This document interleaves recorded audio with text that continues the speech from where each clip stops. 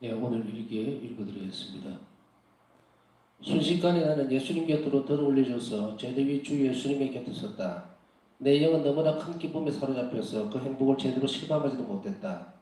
그래서 나는 그 행복에 대해서 아무것도 쓸 수가 없다. 기쁨, 평화와 휴식이 내 영혼을 가득 채웠다. 예수님께서 나를 향해서 몸을 굽히시고는 아주 다정하게 말씀하셨다. 내 딸아, 네가 갈망하는 것이 무엇이냐? 나는 대답했다.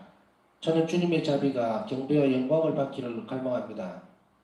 나는 벌써 이 축일의 재정과 축가 행사로 경배를 받고 있다. 너는 무엇을 더 원하느냐? 나는 말할 수 없이 거대한 군중이 하나님의 자비를 경배하는 것을 보았다. 그리고 주님께 말씀드렸다. 예수님, 주님의 무한한 자비를 경배하고 주님께 영광을 드리기 위해서 모인 모든 사람들에게 축복을 내려주십시오. 예수님께서는 당신의 손으로 십자성으로 그으셨다. 그래서 그 축복은 영혼들 안에 빛살의 성광처럼 반사되었다. 내 영은 그분의 사랑 안에 깊이 잠겼다. 나는 마치 내가 하나님 안으로 녹아 들어가서 완전히 없어져 버린 것처럼 느꼈다. 정신을 차리고 나 자신으로 다시 들어왔을 때 깊은 평화가 내 영혼을 흘러넘쳤고 나의 이성은 많은 일들에 대해 비상한 이해력을 가지게 되었다. 전에는 없었던 이해력을 가지게 된 것이었다. 나는 가장 작은 영혼이지만 말할 수 없을 정도로 행복하다. 하나님께서 내게 주신 것은 무엇이든 그 어떤 것과도 바꾸지 않을 것이다. 하나님께서 친 내게 주신 하나님께 대한 내적 지식은 세라핌의 자리와도 바꾸지 않을 것이다. 나와 하나님 사이의 내적 결합은 어떤 피조물도 이해할 수 없는 것이다. 특히 나를 감싸고 계시는 그분의 자비, 그 깊이는 아무도 이해하지 못한다. 저는 주님께서 주시는 모든 것에 행복을 느낍니다. 1937년 3월 24일 성주가 수요일, 내 마음은 하나님께 대한 그리움을 앓고 있다. 난 그분과 하나가 되기를 열망한다. 희미한 두려움이 내 영혼을 관통하면서 동시에 일종의 사랑의 불길이 내 마음을 불태우기 시작한다. 내 마음속에서는 사랑과 고통이 하나가 되었다.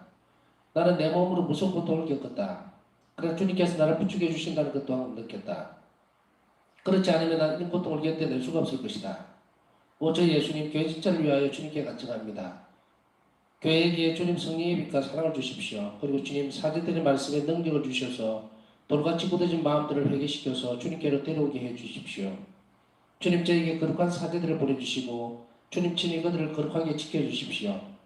오 거룩하고 위대하신 대사제시여 주님 자비의 권능이 어디에서나 그들과 함께하도록 해주십시오. 그리고 사제들의 영혼들을 계속 노리고 있는 마귀들의 올가미와 함정에서 그들을 보호해 주십시오. 오 주님, 주님 자비의 권능이 사제들의 성덕을 더럽힐 수 있는 모든 것들을 부수 없애주십시오. 주님께서는 무엇이나 다 하실 수 있기 때문입니다. 1937년 3월 25일 성모교일 거룩한 미사 시간에 나는 주님을 배웠다. 주님께서 내게 말씀하셨다. 내 가슴에 머리를 기대고 쉬어라. 주님께서는 나를 당신 가슴에 꼭 끌어안으시고 이렇게 말씀하셨다. 내 고난의 작은 한 부분을 너에게 주겠다. 그러나 두려워하지 말고 용기를 가지라. 피하려 하지 말고 내 뜻에 대한 순종으로 모든 것을 받아들여라. 예수님께서 나를 떠나시려고 할 때 내 영혼은 말할 수 없이 큰 고통을 받았다. 그 고통은 너무나 심한 것이어서 표현할 길조차 없다. 몸에서 힘이 다 빠져나가 버렸기 때문에 나는 얼른 경당에서 나와 자리에 누웠다. 나는 주위에서 무슨 일이 일어나고 있는지 전혀 의식하지 못했다. 내 영혼은 주님께 대한 그리움으로 가득 찼고 그분의 거룩하신 마음이 당하는 모든 쓰나님을 나눠받았다. 이런 상태는 3시간가량 계속되었다. 나는 주님께 주위 사람들의 눈에서 나를 보호해달라고 청했다. 정상적으로 음식을 먹고 싶었지만 저녁 때까지 온종일 아무것도 먹을 수가 없었다. 나는 어두운 방에서 주님과 함께 온 밤을 지새우기를 열망했다. 나는 밤 11시까지 기도했다. 밤 11시에 주님께서 내게 말씀하셨다. 누워서 쉬어라. 나는 내가 밤새도록 겪은 고통을 네가 3시간 동안 체험하도록 해주었다. 그래서 나는 곧 잠자리에 들었다. 내 몸에는 아무런 힘도 남아있지 않았다. 고통이 내게서 모든 힘을 완전히 앗아가 버렸기 때문이었다. 이 기간 동안 내내 나는 혼전해 있는 듯 싶었다. 예수 성심의 맥박 하나하나가 모든 내 심장에 들어와 내 영혼을 찔렀다. 만약 이 고문이 나에게만 국한된 것이었다면 나는 그렇게까지 고통을 받지는 않았을 것이다. 그러나 내 마음이 온 힘을 다 쏟아서 간절히 사랑하는 그분은 격심한 고통을 받고 계셨다. 그분의 고통을 조금 더 덜어드리지 못한다는 사실 때문에 내 마음은 사랑과 고뇌 속에서 타들어갔다. 나는 그분과 함께 죽어가고 있었지만 죽을 수가 없었다. 그렇지만 아무리 괴롭다 해도 나는 이런 고난을 온 세상의 모든 즐거움과도 바꾸지 않을 것이다. 고통을 받으면서 내 사랑은 굉장히 강해졌다. 나는 주님께서 당신의 전능으로 나를 지탱해 주신다는 것을 안다. 그렇지 않았더라면 한순간도 그런 고통을 견뎌내지 못했을 것이다. 그분과 함께 나는 아주 특별한 방법으로 온갖 종류의 고문을 다 받은 것이었다. 이 세상은 아직도 예수님께서 겪으신 그 모든 고통이 어떤 것이었는지를 알지 못한다. 나는 그분과 함께 겟세마네 동산에 갔었다. 그분과 함께 감옥에 있었고 그분과 함께 재판관 앞으로 갔었다. 나는 그분과 함께 그분이 당하는 고문을 고스란히 받았다. 그분의 모든 동작과 그분의 눈빛 하나도 놓치지 않고 똑똑히 지켜보며 함께했다. 나는 그분 사랑의 전능하심과 영혼들에 대한 자비심을 모두 알게 되었다. 1937년 3월 26일 성금요일 아침 낮에 그분이 입으신 다스 상처의 아픔을 내 몸으로 느꼈다. 이 고통은 오후 3시까지 계속되었다. 내 몸에 눈에 보이는 외적인 표지는 없었지만 그 통증은 조금 더 덜한 것이 아니었다. 나는 예수님께서 사람들의 눈에 뜨지 않도록 나를 보여주셔서 기뻤다. 11시에 예수님께서 내게 말씀하셨다. 나의 성체야, 너는 고통받는 내 마음에 신선한 청량제가 되어준다. 이 말씀을 듣고 내 마음은 불이 타버릴 것 같았다. 그분은 나를 당신께 아주 가까이 데려가시어 당신 마음과 사랑으로 결합시켜야 했다. 나는 그분 심장의 희미한 움직임까지도 생생하게 느낄 수 있었고 그분 또한 그러하셨다. 피조물인 나의 사랑의 불길이 그분의 영원한 사랑과 열정이 합치되었다. 이러한 은총 하나가 그 무한함에 있어서는 다른 모든 은총들을 능가한다. 그분 삼위일체의 존재가 나를 완전히 감싸고 나는 그분 안으로 송두리째 잠겨 들어갔다. 말하자면 한없이 작은 존재인 내가 이 영원하시고도 음유하신 분과 실험을 하는 격이다. 나는 그분의 순환으로 인해 한없는 사랑과 끝없는 고문 속으로 잠겨 들어갔다. 그분의 존재와 관련된 것은 무엇이든 어김없이 나에게도 고스란히 주어졌다. 지금까지는 예수님께서 내게 이러한 은총을 예감하게 해주시고 깨닫게 해주셨지만 오늘 그분께서 직접 은총을 내게 주셨다. 나로서는 감히 상상도 할 수 없는 일이었다. 비록 외적으로는 내가 이웃과 만나거나 다른 여러 가지 일을 처리하는 데에 아무런 변화가 없는 듯 보이지만 내 마음은 끊임없이 황홀경에 빠져있는 듯했다. 아무것도 나의 환희를 방해하지 못하고 아무도 이러한 나의 상태를 짐작조차 하지 못한다. 왜냐하면 사람들이 눈치채지 못하게 해달라고 하나님께 청했기 때문이다. 이러한 은총과 함께 하나님과 나 자신에 대한 깨달음을 주는 빛의 바다가 온통 내 영혼 안으로 밀려 들어왔다. 그래서 나는 하나님과 나 자신에 대해서 알게 되었다. 놀라움이 나를 완전히 사로잡았다. 하나님께서 이처럼 작은 나에게까지 내려오시니 나는 또다시 새로운 황홀경에 빠지고 만다. 3시에 나는 온 세계를 위해 십자가의 기도를 올렸다. 예수님의 인간으로서의 고난의 삶이 이제 끝나는 것이다. 나는 그분의 7가지 말씀을 들었다. 그리고 그분은 내게 이렇게 말씀하셨다. 내 성심을 사랑하는 딸아, 이 무서운 고통 중에서 너는 내게 위로가 되어주는구나. 예수님께서는 자비의 죽일 전에 9일 기도를 바치라고 내게 명령하셨다. 그리고 오늘 나는 온 세상이 회개하고 하나님의 자비를 알아보도록 하기 위해서 9일 기도를 시작한다. 모든 영혼이 나의 성함을 찬양하게 되도록 나는 내 피조물들이 내게 온전히 의탁하기를 바란다. 그나큰 신뢰로 나의 헤아릴 수 없는 자비에 의탁할 수 있게 영혼들을 격려하여라. 약하고 죄 많은 영혼들이 내게 오는 것을 두려워하지 않게 해다오. 비록 그들의 죄가 이 세상에 있는 모든 모래알들보다 많다고 하더라도 모두 청량할 수 없는 내 자비의 깊은 곳으로 잠겨 들어올 수 있을 것이다. 예, 오늘은 여기까지 읽겠습니다.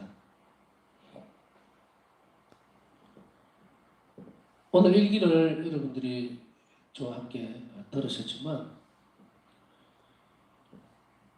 오늘 일기는 읽고 묵상을 하기가 참 힘들었어요.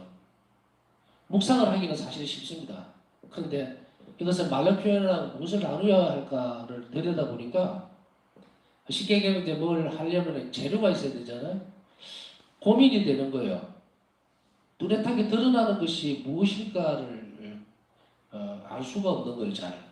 그러면서 또 벽에 하나 부딪힌 건 뭐냐면 예수님께서 자비로우시다는 것을 세상 사람들에게 선포하는데 그러면 이제 받아들이는 입장에서는 하나님 자비를 어떻게 찾아내야 될 것인가? 어떤 순간에 우리는 하나님 자비를 느끼게 되는가? 고통이 크면 아주 작은 미소한 자비는 잘 드러나질 않아요. 다시 얘기하면은 고통의 무게가 100이라 그러면은 좋은 일이 1이라는 숫자의 작은 이 1이 오게 되면 이걸 무시해버립니다. 그래서 이런 것들을 우리가 어떻게 차츰차츰 찾아나가야 될 것인가? 또한 동시에 우리는 우리의 고통의 문제를 어떻게 예수님의 순환과 결합시키는 것이 맞는 것인가에 대한 고민들을 계속했어요. 그러다가 예수님 우리가 하는 자비에 대해서 또 우리가 스스로 하나님 자비를 입었다는 사실을 알기 위해서 이론적으로가 아니고 큰 상황이 벌어졌을 때 아주 크다란 사건이나 상황이나 이런 것들이 해결됐을 때는 아 하나님 정말 감사합니다. 자비를 입었습니다. 이렇게 할 수 있어요. 근데 그것이 아주 미소한 부분, 작은 부분에까지 다 와닿으면 잘 못 느끼게 됩니다. 잘 못 느껴요.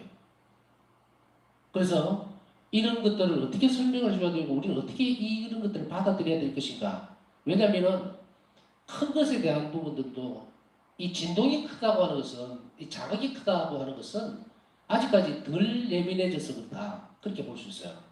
그런데 점점 이렇게 예수님과의 일치 문제에 대해서 또 하나님 자비를 실천하려고 하는 것과 또 하나님 자비에 대해서 깊이 묵상하고 그 길을 이렇게 걸어가다 보면 아주 작은 것에서도 우리 하나님 자비를 느낄 수 있을 때까지 돼야 되는데 감각이 무디거나 혹은 받아들이는 것이 아까 얘기했듯이 무딜 때는 큰 쓰나미 같이 큰 것이 와서 두들겨 줘야만 아 하나님 감사합니다. 제 기도를 들어주셨네 이러는 거예요. 근데 작은 부분 안으로 들어가야 돼요. 점진적으로. 그래서 나중에는 우리가 프란치스 목사님도 그렇게 말씀을 하시고 있지만 파우스타 성령에게서는 더 깊이 있게 들어갈 수 있어요. 왜? 숨을 쉬는 것조차도 주님께서 허락하시는 나에게 허락해 주는 자비고 주님의 돌보심이다. 그래서 우리는 이 상황까지 내려가야만 주님께서 정말 우리를 간단하게 같이 자비롭게 돌봐줄 것이다. 그는 자비롭게 나를 간단하게 같이 돌봐주기 위해서 조건은 뭡니까? 인간적인 조건은. 우리가 가지고 있는 인간적인 조건은 큰 덩어리를 보면 물론 우리가 잘 알고 있어요. 하나님께가 있다가 하고 이웃에게 자비로운 이런 큰 덩어리는 알고 있어요. 근데 조금 더 깊이 들어가 보면 우리가 실천할 수 있고 또 우리가 실행해야 되는 부분에 있어서는 좀 더 깊이 이렇게 들여다보면 우리 온 삶이 내 행동, 말, 기도, 고통 이 모든 것이 어디에 연결되어야 되느냐면 예수님 순환과 연결되어져야 합니다. 그러면 우리 활동 전체가 매일매일 아침에 눈을 떠서 사실은 잠자리 들 때까지 또 자면서도 깨어서 그렇게 하면 참 좋겠죠? 우리 영혼은 깨어 있습니까? 이렇게 한 줄기를 계속해서 내려가야 돼요. 그러면 이 줄기 안에서는 이루어지지 않는 것이 없다. 우리가 세상을 살다 보니까 사니까 우리 삶을 얘기 좀 해보면 마찬가지죠. 뭐 아침에 일어나면 자식 걱정도 되고 또 어떤 일상적인 일에 대한 걱정이나 고민 뭐 이런 것들을 잘 부딪힙니다. 그러나 항상 염두에 둬야 되는 것은 일상적으로 일어나는 모든 일들이라 하더라도 그것이 계속해서 강조하죠. 하나님 성령 안에서 이루어지는 일들이라고. 하나님 나에게 허락된 일들.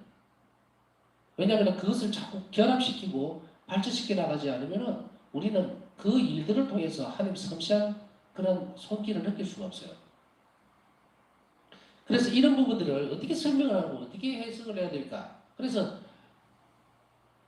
오늘 이 일기를 묵상하면서 주님 이걸 어떻게 사람들에게 설명해 줘야 좋겠습니까? 강의가 아니기 때문에 강의라면은 이제 이렇게 쭉 신학적으로 디딤돌을 놔주고 하면 되는데 이 성시간에는 예수님 어떻게 해야 됩니까? 또 무엇을 오늘은 나눠야 될까요? 했더니 칼레가 두 가지가 나오는 거예요. 하나는 순환에 기납시키는 이 방법들 또 하나는 하나님의 자비를 어떻게 느끼게 될 것인가. 왜냐하면 내가 하나님 자비를 입었다고 느끼지 않으면요 절대로 사람들에게 자비롭게 못 대합니다. 내가 100가지를 찾아내고 10,000가지를 찾아내면 모든 행동들에서 이웃들에게 자비로운 말과 자비로운 행동, 태도들이 나오게 돼 있어요. 말로만 그냥 나 자비로워야지 나 자비를 그 자비의 신심에 대해서 또 한 자비에 대해서 많이 듣고 많이 익숙해졌으니까 나는 뭐 이론적으로 탁탁 이렇게 접목시켜서 해나갈 수 있겠지. 그게 아니고 내 삶 안에서 꾸준하게 찾아내고 감사드리는 법을 배워야 돼요. 자꾸 연습해야 돼요. 자꾸. 그럼 그것이 내가 지금 받아들일 수 없는 그런 정말로 이건 말도 안 되라는 지점에 이른다 하더라도 이미 그 상황 안에 하나님께서 예비해 놓은 것이 있으니까 감사부터 드리고 그리고 그 일을 하나님께 손에 맡겨드리고 최선을 다해가는 것. 그게 하나님 자비를 내가 입는 방법이에요. 이것을 묵상을 좀 하다가 두 가지 관례를 이렇게 찾아낸다 그랬잖아요. 그래서 일상적인 것을 조금 더 이해를 쉽게 하기 위해서 어떻게 보면 제 이야기를 들으면서 에이 그런 걸 가지고 하고 웃을 수도 있어요. 그렇지만 여러분들이 정말 이 파사성 일기를 조금 더 잘 이해할 수 있다면 그런 것 좀 감수할 각오가 되어 있습니다. 어, 어제죠. 어제 사실은 이게 다른 때는 잘 몰라요. 근데 어제같이 풀을 막 치고 막 서서 막 움직이고 이렇게 하면 정말 대다. 팔에 힘이 쭉 빠지는 그렇게 이렇게 들어와서 세면하고 기도 준비하고 뭐 이렇게 하다 보니까 이런 날 허리가 되게 아파요. 그래서 안마도 해보고 별걸 다 해도 잘 안 풀리니까 진통제도 어떤 때는 심하면 먹을 때도 있고 그건 뭐 일상적인 거예요. 그건 뭐 다른 것도 아니고 그래서 또 다른 한편으로는 야 이게 운동 부족인가 이런 것도 있고 또 그래서 걸으려고 하니까 너무 오래 이거 해서 그런지 좀 그렇더라고요. 그래서 이제 에, 조금 앉아서 쉬면서 묵상도 하고 이제 저녁에 성시간하러 딱 들어왔는데 마침 우리 회장님이 어제 등받이를 갖다 놓은 거예요. 그래서 문득 눈에 딱 띄는 거예요. 특히 여기 서서 얘기를 한 30분 가까이 이렇게 읽고 하잖아요. 그러면 유독 여기서 저 자리 가면은 허리가 아픈 거예요. 처음에 시작할 때도 그때 이상해요. 하여간에 아마 여기 오면 편안해서 그런가 봐요. 이 성시간을 하면서 정말 예수님한테 편안하게 마음을 내려놓으니까 더 아픈 거 아닌가. 그렇다고 해서 또 마치고 나면 또 괜찮고. 여하튼 그렇습니다. 그래서 그 생각이 문득 이렇게 제대를 차리고 이렇게 하다 보니까 눈에 보이길래 그걸 살짝 갖다 놨어요. 이 앞에다가. 그리고 어제 앉아봤어요. 앉으니까 참 좋더라고요. 허리가 좀 덜 아프고 좀 쉴 수 있겠더라고요. 그래서 오늘 이제 그 이야기를 했어요. 어, 어제 이게 의자 두 가지가 있어서 참 편했다. 이런 거는 아무 생각 없이 갔단 말이에요.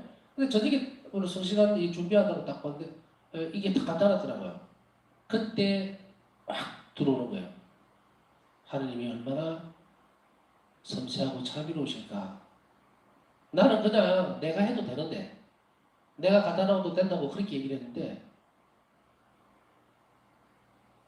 여기에 갖다 놓게 만든 것이 하느님이다. 그 생각에 갑자기 팍 이렇게 옛날 일들이 떠오르는 거예요.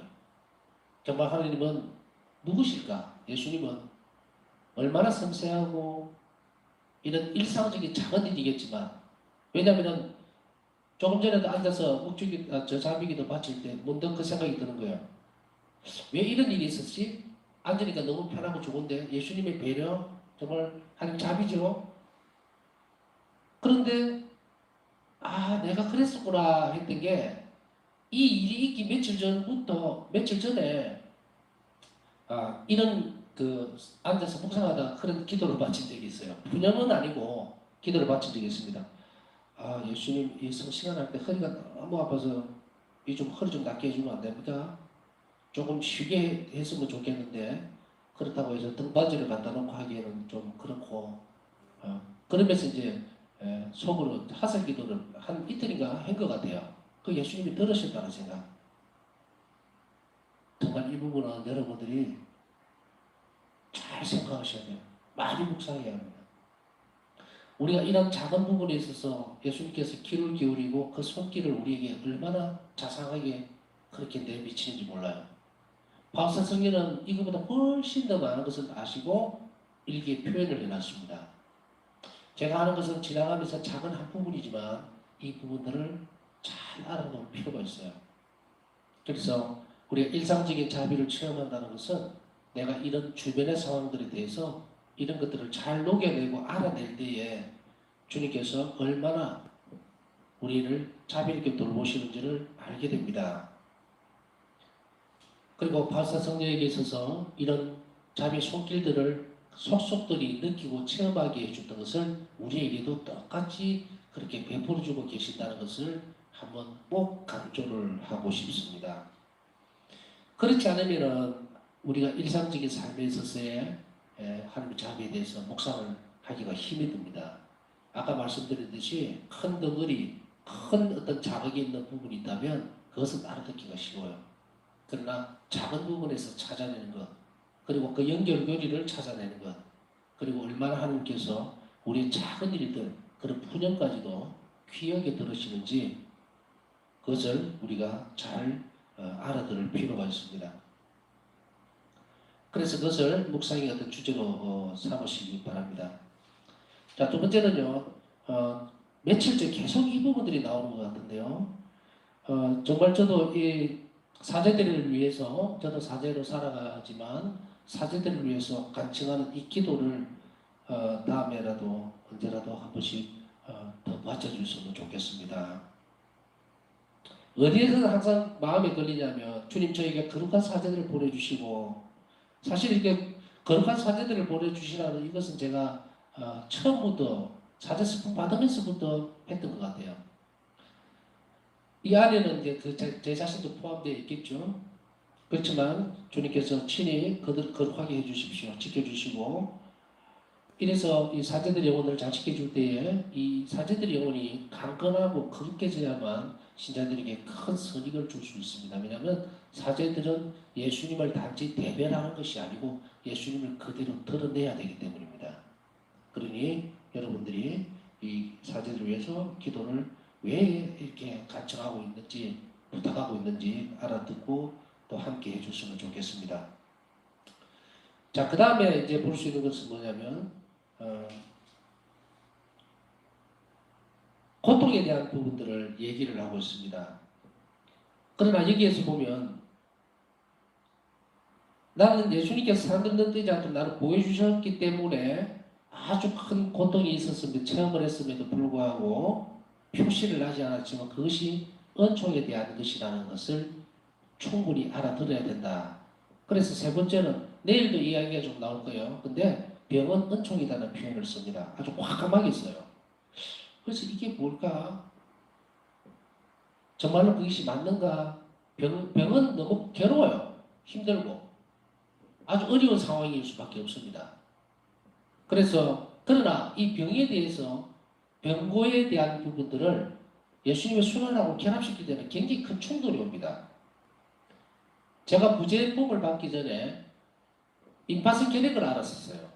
그래서 이 임파선 계력이 어떻게 생겼냐면 간단하게 말씀드리면 제가 무리를 굉장히 했어요. 복학을 해가지고 군대 갔다 와서 복학을 하고 신학교에서는 방을 옮깁니다. 계속해서 학기 때마다. 근데 내가 가니까 내 앞에 와 있던 그 방을 비워줘야 되는데 그 친구가 방을 안 비우고 이삿짐만 싸놓은 거예요. 그래서 그걸 찾아가지고 그 친구를 짐을 옮겨놓고 내 짐을 집어넣고 나니까 그 다음에 그 방에 가니까 그 방도 안 채워진 거예요.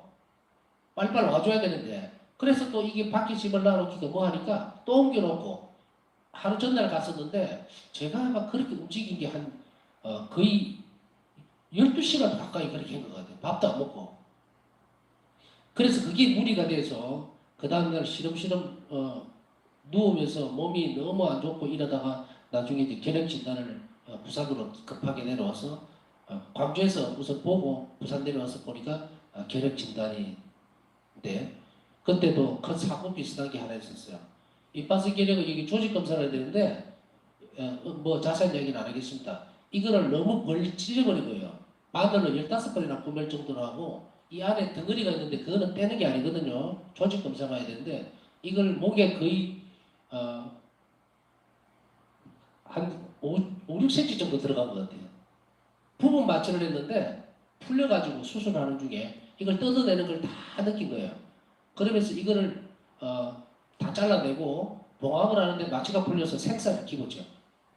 근데 이걸 덮어놓고 있는데 온갖 이제 분노가 다 올라오는 거예요. 이거 끝나고 나면 너 정말 가만 안 두겠다 하고 이렇게 끌어 넘치는데 이걸 치우고 나면 정말 주먹으로 한 대 때리고 싶더라고요.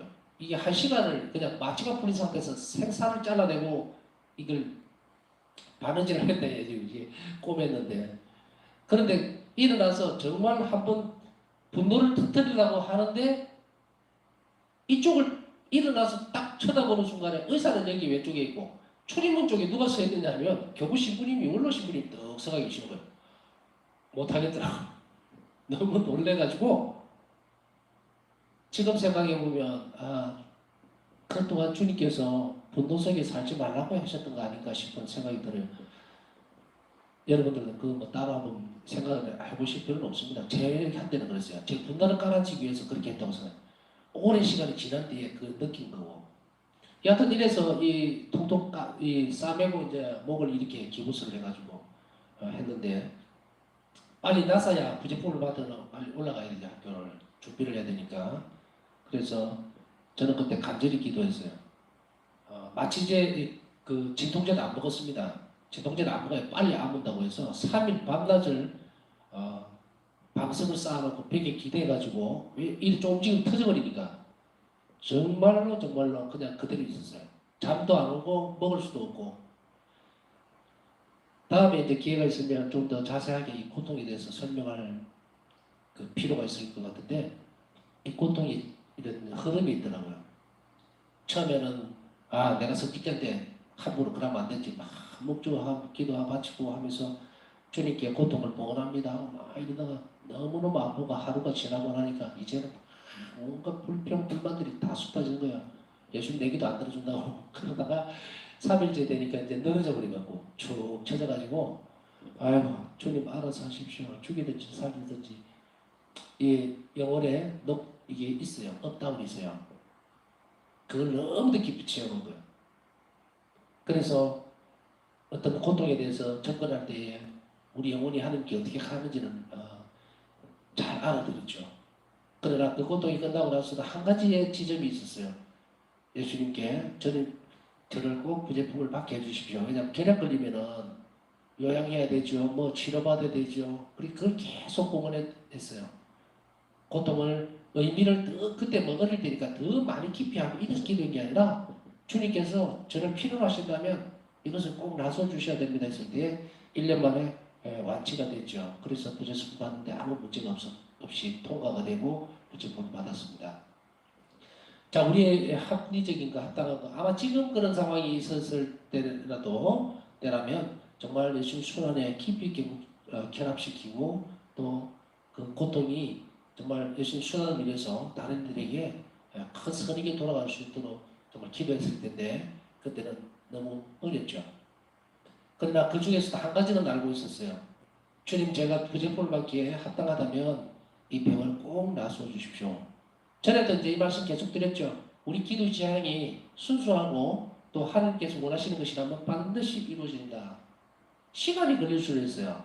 저도 1년 동안을 정말 고생했습니다. 이 빨리 나서야 부제품을 받기 때문에.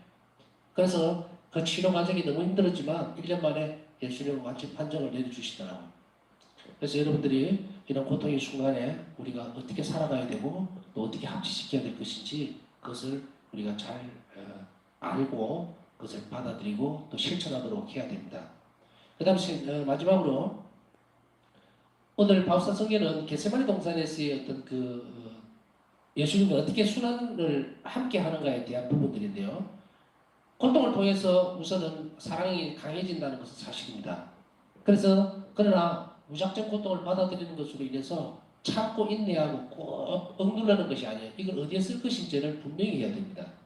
그래서 예수님 순환에 합치시켜야 되는데 예수님 순환에 대한 부분들을 점점 깊이 있게 우리 작은 일상들을 예수님 순환의 고통과 또 합치시키기 위해서 무엇을 해야 되냐면 반드시 필요한 것이 기도, 그 다음에 묵상입니다. 예수님 순환에 대한 묵상은 매일매일 해도 정말 순간순간 해도 전에 한번 장미를 이렇게 건드리다가 확 찔린 거예요. 어떻게나 아픈지 그때 문득 어떤 생각이 드냐면 이 손가락 끝이 딱 찔렸는데 너무너무 아픈데 갑자기 예수님 가시관이 생각이 나는 거예요. 그러니까 아픈 게 쑥 들어가 버리더라고요. 나는 이 작은 가시 하나가 이렇게 박혔는데 찔렸는데 이렇게 온몸이 아픈데 주님께서는 그 많은 가시가 머리를 파고들었으니 어떠셨을까. 그러니까 그것을 좀 이겨내는 힘도 생기고 더 이상 투덜거리지 않게 되는 그런 모습들. 이상적인 그래서 저는 작은 거지만 이렇게 봉헌했어요. 제가 이걸 참는 이것을 예수님이 가시관과 결합시켰으니까 정말 영혼들을 선익을 위해서 써달라고. 여러분들 이렇게 하셔야 돼요. 이걸 자꾸 하면서 연습을 하셔야 됩니다. 그리고 예수님 순환에 대해서 오늘 시간상 이걸 다 설명을 할 수는 없죠. 이런 순서대로 하셔야 돼요. 어떤 순서냐면 바울사 성녀가 이렇게 출발점이 있어요. 묵상에 어디에서 출발하냐? 겟세마네 동산에서 출발하죠. 그리고 겟세마네 동산에서 출발을 해서 감옥에 갇히시는 것. 지난번에 그 출발하면서 감옥에 끌려가는 그 동안에 잠깐 표현을 해드렸죠. 그 다음에 감옥에 갇히셨을 때, 그 다음에 감옥에서 이제 재판받으러 가시는 그 과정. 그리고 재판받으러 가는 그 과정에서, 그 다음에 십자가의 길로 가는 그 과정. 그리고 십자가에 달리셨을 때 과정. 이런 것들을 순차적으로 조금씩 순서적으로 이렇게 가면서 묵상을 매일 하셔야 돼요. 또 필요하다면 제가 말씀드린 것은 일상적으로 이런 순서로 가는 것이 참 좋겠다는 거고 이걸 다 따라갈 수는 없어요. 어떤 데는 겟세마네 동산의 묵상만으로도 정말 오랫동안 갈 수는 있습니다. 그건 성령께 맡겨드리고 그냥 일상적으로 잠깐씩 볼 수 있는 것. 나는 아무것도 모르는데 그렇게 생각하지 말고 이 순서대로 자꾸 찾아가는 연습을 하게 되면요. 나중에는 좀 더 많은 부분들을 알게 됩니다. 그리고 예수의 고통이 우리에게 다가오게 돼요. 그랬을 때 우리는 진정으로 그분의 고통을 내 고통하고 합치시킬 수 있는 그런 연습을 할 수가 있습니다. 단기간에 뭔가를 뿌리 뽑으려고 하지 마시고 이런 작은 부분들에서부터 시작을 하시고 당부드렸던 몇 가지 것들을 오늘 묵상하면서 실천할 수 있는 재료로 삼았으면 좋겠습니다. 그리고 그것을 실천할 수 있는 용기와 그리고 더 잘 알아들을 수 있는 은총을 이 시간에 청했으면 좋겠습니다.